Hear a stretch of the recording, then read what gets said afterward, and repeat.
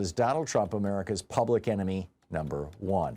And when historians look back on this era, I think they're going to inevitably ask how a nation that prides itself on democracy, or at least says it built itself on democracy and justice and equality, allowed one man to commit such a broad range of crimes and abuses.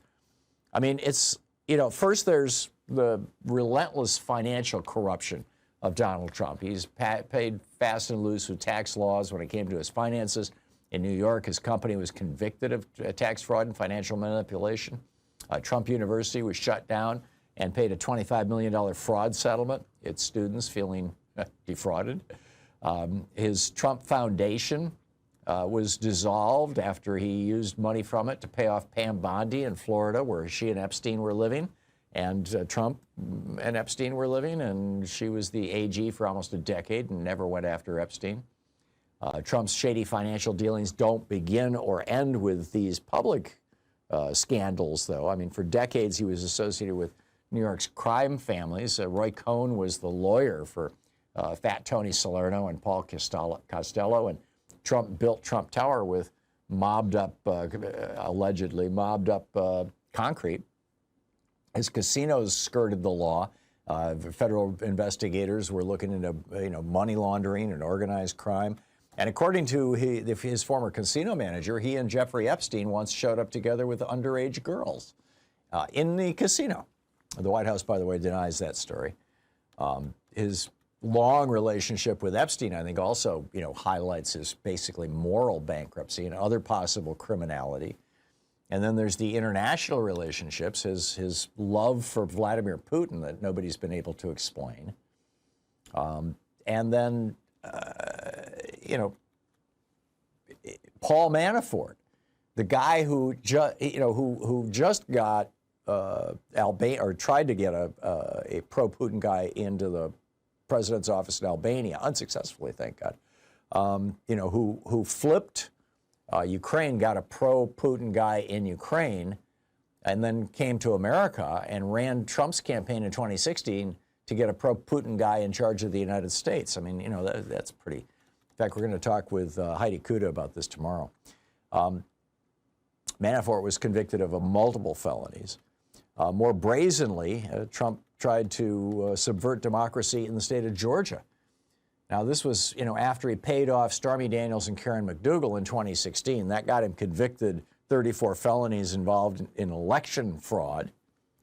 And then he demanded that Raffensperger, the Georgia Secretary of State, he says, I just want to find 11,780 more votes, right?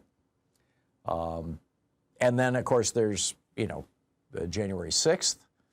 The Mueller investigation found 10 cases of Trump criminally obstructing justice. His presidency repeated violations of the Emoluments Act, taking hundreds of millions of dollars from foreign powers, pitched Tesla from the White House in violation of the Hatch Act. That's 5 years in prison, the Hatch Act. After leaving office in 2021, he illegally stole top secret intelligence files and kept them where spies could visit them down at Mar-a-Lago. One of his most grotesque and morally bankrupt crimes was when COVID was happening. And him and Jared Kushner worked out what they called an effective political strategy, because according to the New York Times and the Washington Post on, I believe it was April 11th back in 2020, they published this story that the principal people, the main people who were dying of COVID were black people. And at that moment, suddenly, I mean, literally the day after the New York Times and Washington Post published those stories, and Fox and everybody else, the day after, Trump said, okay, enough, let's go back to work. Enough of this stuff. It's only black people who are dying. And then, they let 500,000 Americans die unnecessarily. We have the second highest COVID death rate in the world behind Peru. And Peru was so bad because their president denied that COVID even existed and demanded that the country just go on as if it didn't. It was herd immunity on steroids. I mean, it was just crazy what he was doing back then. And then, pardoning all the January 6th criminals. I mean, if America is going to be a free nation going forward, we have to confront the reality of Trump's actions. I mean, he isn't just a criminal. He's become the most dangerous criminal in American history because his actions imperil our democracy. I mean, you can commit a crime against a person in a nation. Arguably, that's not a crime against a nation. But if you commit a crime against the nation, you're committing a crime against every person in the nation.